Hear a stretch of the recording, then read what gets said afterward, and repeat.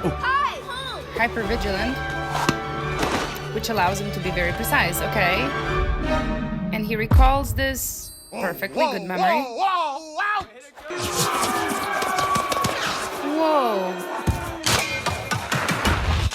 Ah, of course.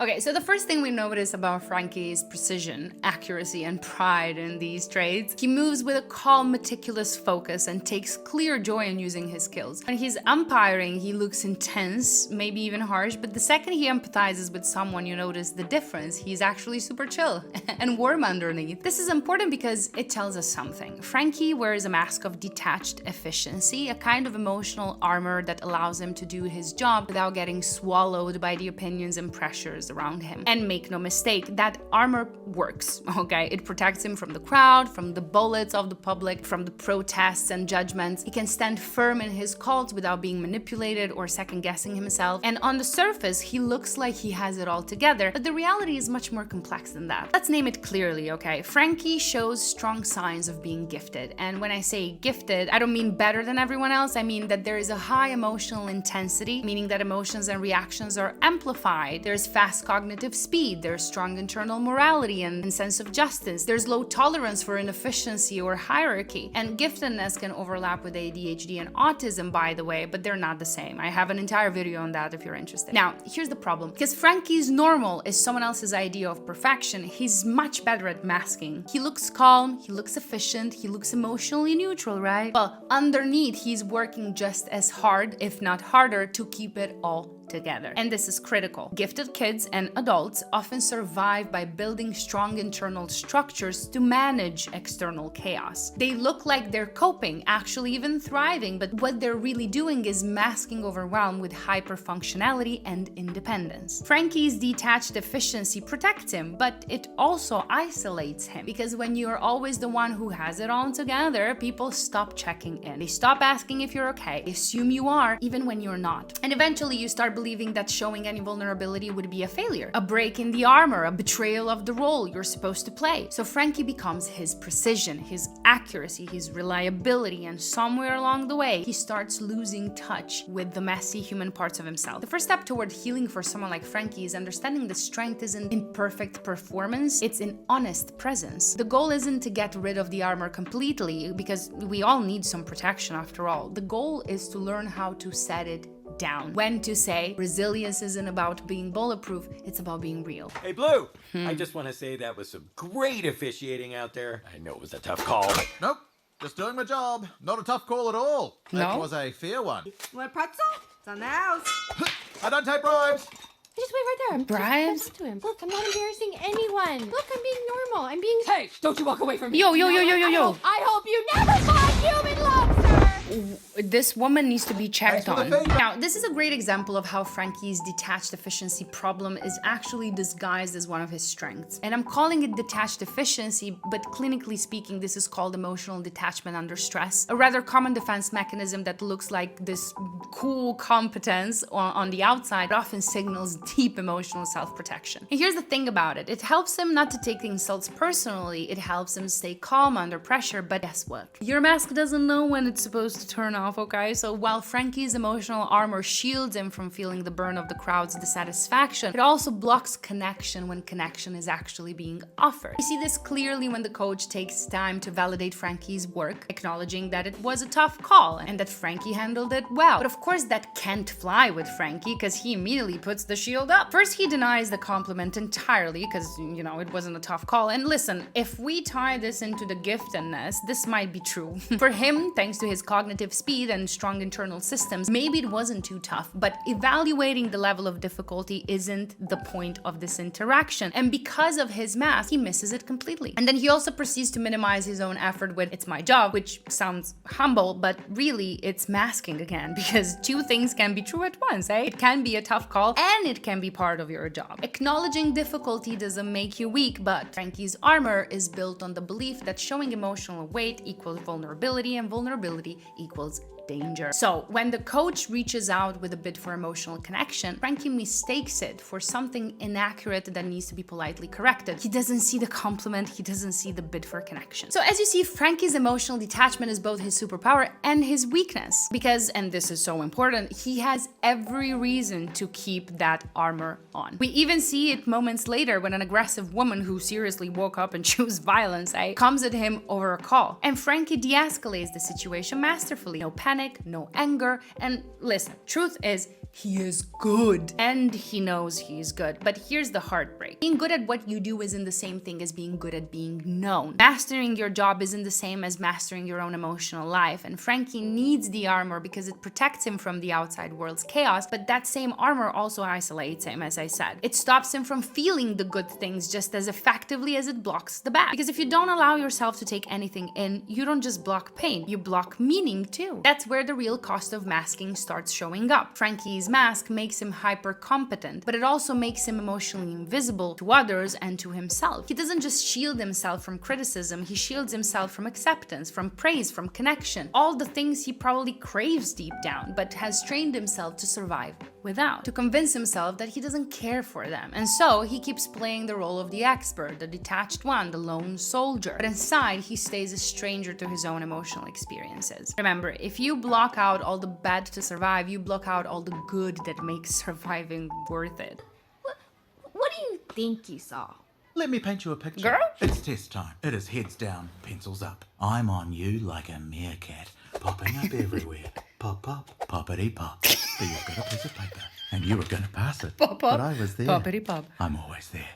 What have you got to say? That was extremely precise, I would No say. credit, detention, and I'll be calling your guardians. Okay, we can all agree that Frankie's mask helps him. It makes him professional, helps him handle his workplace and mask what is expected. After all, you need a little armor to survive the chaos of doing anything publicly, okay? But then we see the other side of the armor. Frankie comes home and instead of relaxing, instead of breathing, instead of letting himself be human, he stays armored up, rigid and perfectionistic and detached. And that is when the mask stops being a tool and starts becoming a cage. Because masking at work, that's understandable. Masking in those in-between moments, like brushing off compliments, sad, but okay. Masking at home, masking with yourself, yeah, that's when we draw the line, because that's when you lose your freedom completely. That's when your life becomes a performance you can't clock out of. And it seems like Frankie doesn't even have the energy for an actual performance, so there's that. If you really look at Frankie here, you realize his cage isn't made of fear or incompetence or weakness, it's built on perfectionism. And perfectionism, ironically, is often a side effect of giftedness. You know, the whole high intensity, fast cognitive processing, natural pattern recognition, low tolerance for inefficiency, and so on. Yeah, giftedness can feel like a blessing, but if you're not careful, it trains you to expect superhuman standards from yourself and eventually from everyone around you too. When your baseline is functioning at 150%, you don't realize how cruel it is to expect others to keep up with you. Not just cruel to them, but cruel to yourself too, okay? You start mistaking exhaustion for normal, you start mistaking overfunctioning for love, you start mistaking performance for connection, and that's exactly what we see in this next little moment. Frankie catches two students passing a note during a test. In his mind, that's automatically unacceptable. No curiosity, no questions about it. This is another toxic side effect of perfectionism. It doesn't leave space for shortcomings, for messiness, for the messy middle of human behavior. It sees explanations as excuses. It sees compassion as weakness. It sees imperfection as a personal betrayal. All because when your whole self-worth is tied to efficiency and performance, you lose the capacity to understand anything outside of that frame. It's heartbreaking, honestly. Frankie's mask keeps him efficient, untouchable, and respected, but it also keeps him extremely lonely and unreachable, rigid. He's built a life so safe that it's almost empty. And the saddest part is that he probably doesn't even know what is missing. And when you're armored all the time, you stop even believing that softness is an option. The antidote in here to Frankie's perfectionism is compassion. It's learning to replace perfect performance with human connection. It's being able to say mistakes happen, people are messy, and maybe eventually Frankie could learn to say the same thing about himself too. Connection doesn't happen when you're flawless. It happens when you're willing to be seen. Mistakes, doubts, humanity, and all.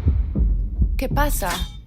Oh, wow. The knight knelt down and Emotional removed his heavy armor. helmet and said, And flashback. From the moment- Friendship, it seems. Do you want to get married? I just think it's too soon. But she didn't ask that. I'm not ready. Maybe someday, but Okay. I see. Okay. Sure. Now, at this point, we start seeing that Frankie's armor isn't just a work thing. It's not just about crowds yelling at him or students lying about cheating. It's deeply, deeply personal. When Frankie catches a glimpse of a certain woman, we see a memory of her casually, very gently, bringing up marriage in a sweet moment between them. Not demanding it, not pushing him into a corner or anything like that, just asking almost, philosophically, do you want to get married? And right there, Frankie's mask kicks in full throttle. Instead of answering honestly, maybe vulnerably, something like, oh yeah, someday, or I'm not sure yet, or I don't know, I haven't thought about it much. He armors up and blurts out, it's too soon, which, to be fair with you, makes absolutely no sense in this context as an answer to her question, because she didn't ask if he wants to get married now. It seems like she was simply curious about the way he envisions his life and if she can have a place in it and how. Long story short, it seemed like she asked in general, but Frankie's mask misinterprets the situation as a threat, even though there was no threat. This is projection at its finest, responding to your own fears instead of the actual reality presented to you. Frankie doesn't answer her question, he answers the panic inside his own head. And by doing that, he inadvertently turns a moment of potential connection into a moment of distance. That's what the mask does, by the way. It doesn't just protect you from attacks, it also creates attacks where there were none. This is commonly known as defensive attribution, a phenomenon where people misread neutral or positive interactions as hostile because they're preoccupied with protecting themselves. It's so clear here that Frankie's mask has taken on a life of its own. Instead of helping him stay safe, it's deciding what he gets to experience. It's answering questions he was never asked. It's shaping his relationships without his conscious consent. And this is crucial to understand. When your defenses are automated, when you let your survival system run the show, basically, you're not choosing anymore. You're reacting, meaning you seem to be stuck in chronic survival mode. You keep operating from fight, flight, freeze, fawn, even when there's no immediate threat. Hear me out. If you allow your armor to pop up, Poppity pop. whenever it feels like it, you'll end up defending yourself from life, from love, from curiosity and growth and joy. And Frankie, poor Frankie boo, in that flashback wasn't running from a marriage proposal. He was running from vulnerability itself. Real vulnerability would have sounded something like, that question makes me realize how guarded I am. I don't even know what I feel yet, but I want to figure it out with you. Now, that would have been a powerful answer. Instead, he doubles down on emotional isolation, convincing himself that protection is the same as strength.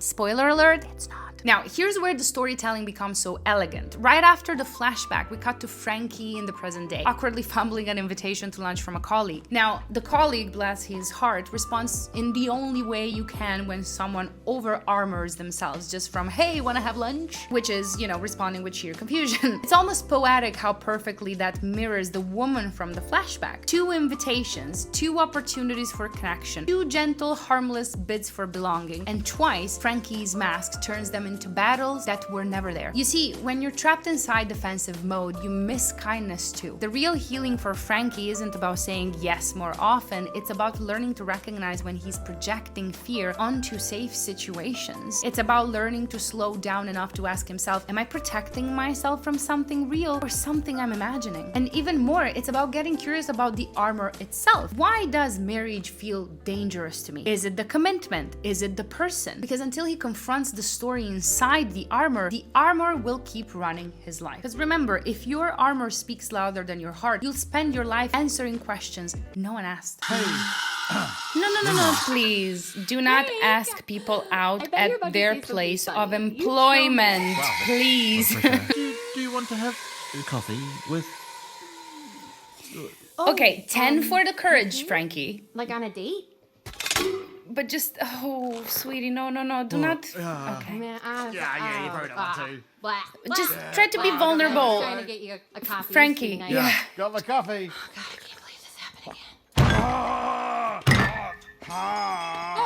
Everything okay? All right, this is much more awkward than it has to be. Now, finally, we meet an interesting new character, Francis. I kept forgetting his name throughout the episode. And immediately you can feel the difference because Francis has something the others around Frankie doesn't seem to have. The right level of confidence to see beyond Frankie's armor and trust his intuition that something is wrong, and the emotional intelligence to accept it rather than fight it. Unlike everyone else who seems to either find Frankie awkward or rigid, Francis doesn't judge the armor. He clearly cleans it, he polishes it, he literally cares for it. Symbolically, I find this brilliant, you know. Francis isn't trying to tear down Frankie's defenses, he's just saying, hey, I see you, I see the armor, and I care about you anyway. That thing is not gonna stop me from loving you. That right there is the antidote to Frankie's defensive mechanism. Gentle, confident connection, trusting the feeling, not the words. Francis knows not to argue with Frankie's awkward justifications. He knows that Frankie will say whatever he needs to stay emotionally safe, so instead, Francis trusts the instincts that there's a real, lovable human under all that chainmail. And that's why Francis knows that all he has to do is install a dating app on Frankie's phone, and Frankie's natural curiosity and deep buried hope, let's be honest, will do the rest. Now, unfortunately for you, or fortunately, depending on how you see it, you can't armor up against your own longing forever. Now, as a direct continuation of that little shove into the world that Francis has given Frankie, we see him later at a coffee shop, a place where he's obviously a regular trying to put himself out there, and it's honestly sweet to watch until, of course, the armor senses danger again. Okay, he misreads the barista's friendliness as interest, and predictably, you know, gets rejected. Now, if Frankie had been able to stay in his vulnerability,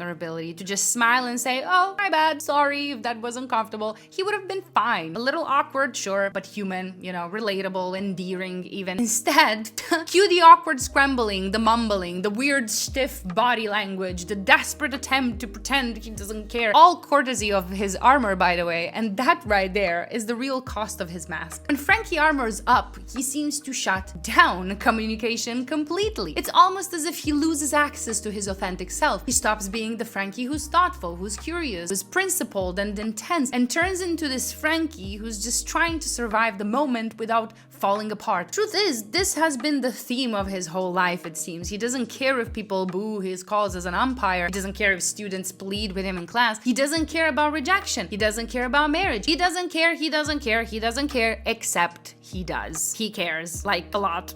He cares so much that the only way he knows how to survive is to pretend he doesn't. So let me be very clear here. If you have to armor up, if you have to defend yourself, it means you care. Pain only happens where love, hope, or longing already lives, and masking doesn't eliminate that. It just exhausts you twice as much, because now you're carrying the weight of the pain plus the weight of the pretending the pain doesn't exist. Frankie's whole system is burning double fuel. One fire for the real feelings and one fire for the performance of indifference. And honestly, that's a level of emotional exhaustion that no dating app, no coffee shop, no amount of pretending will ever fix. I mean, no matter how strong your armor is, your heart still remembers what it wanted. Frankie's I don't care mask works in the short term, yes, it helps him avoid the sting of rejection, the embarrassment of emotional exposure, the fear of disappointment, sure, but long term, it will end up starving and isolating him. It will trick him into believing that wanting connection is dangerous, when in reality, it's the lack of connection that's slowly killing him inside. The truth Frankie needs to learn is that caring makes you human, and sometimes the bravest thing you can do is to take the risk that someone someday might aim love at you instead. Maybe Francis knows that. Maybe that's why he polishes the armor instead of trying to smash it. Because sometimes healing can start with someone sitting quietly next to you and saying, I see you are under there. Take your time coming out. Come on, Frankie, you can do it. Yeah. I'm an independent person and I like Frank, pizza. I'm independent. I like pizza. Yeah, who wouldn't want to date that, huh? It's a match. Round What one. are you doing this weekend? I don't know. I have no life. Grading exams. Say that, it's I've funny. got a lot on. Just heaps of stuff. Very busy. How about you? How am I supposed to answer to that? Yeah. Okay, we now see Frankie having what seems to be a civil war with himself, tentatively navigating this dating app world Francis shoved him into. And immediately it's obvious, right? He carries the armor with him. Even here, in the supposed playground of new beginnings, Frankie approaches it like a survival exercise. A mission to get the right answers, not the true ones. He describes himself as an independent person who likes pizza. Like, he answers those questions as if he's walking on mined land. What if they don't like the real me? What if they think I'm boring? What if they leave? And so the mask steps in, smoothing out the imperfections here and buffering the awkwardness there, projecting safe traits like independence and busyness instead of anything messy or real or endearing or relatable. But nevertheless, Frankie matches with someone. Victory! I mean, kind of. The girl strikes up a simple human conversation, you know, what are you up to this weekend? A question so casual that it practically arrives with a wink and a cup of coffee, and Frank goes full panic. Yes, the truth might might have been boring maybe, but it could also be real, you know, a starting point for actual connection without hiding who you are. Instead, the mask slides back into place and whispers, "No one will want you if you're boring." So he lies. He invents this very busy version of himself, someone who has loads of things planned. A textbook example of impression management, you know, when people curate and control the image they present to others to avoid rejection, even if it sacrifices authenticity. But here's the rub. Bonds don't form over bragging rights, they form over shared vulnerability. They form when someone says, "Yeah, me too, I have a boring weekend ahead. Want to grab coffee and, you know, be boring together?" You can't build intimacy from a stage, and so predictably the conversation falls flat. The girls ghost him. Now, let me be clear. I despise ghosting, okay? Truly, from the bottom of my heart, it's one of those modern emotional crimes I can't defend no matter how hard I try. Like, tell me you lost interest, Brenda, or that you don't feel it, Jesus Christ. But, and here's the uncomfortable truth, in Frankie's case, I almost get it. Because what exactly is someone supposed to say to, "I have lots of things planned for this weekend"? Like, yeah, good for you, man, I don't know. There's no door open, there's no thread to pull, no real person to respond to. He killed the conversation with one message. It's emotionally exhausting to try to carry a conversation when one person is wearing a full suit of armor, bragging about how busy they are, while also refusing to be known. Plus, when you armor up that early, you're preventing connection entirely because people can't connect to your mask, eh? The lesson here is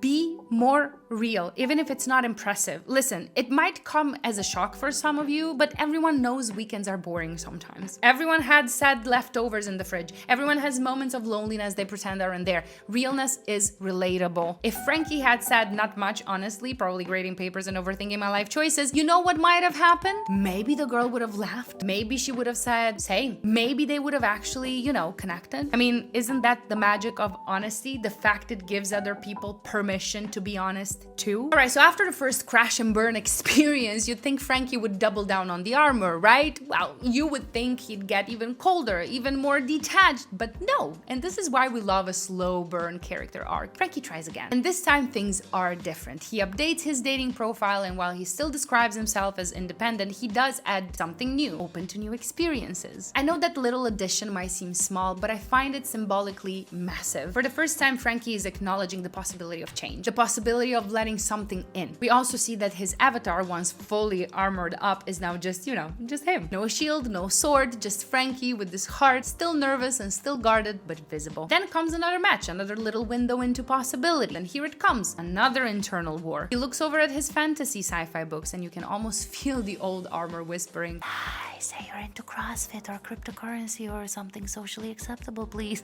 However, he does the brave thing and he tells the truth, and the most amazing thing happens. Nothing. The girl is totally cool with it, just, you know, moves on like a normal person. Because spoiler, it is normal.